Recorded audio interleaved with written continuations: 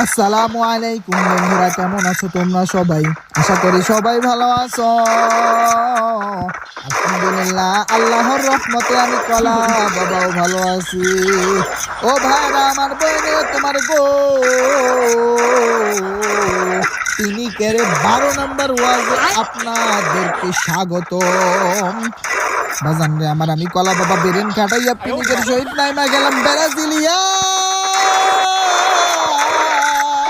আমাদের সাথে দেখি কোনো এনিমি দেখা যায় না। বাজান রে আমার, আমি কলা বাবা বেরেন কাটাইয়া এখানে বইসা লুটিং করতেছি। বইসা দৌড়াইয়া গেলাম। সরি খালি ভুল হইতেছে। কখন দৌড়ালাম, কখন বসলাম, মানে আল্লাহ ভাই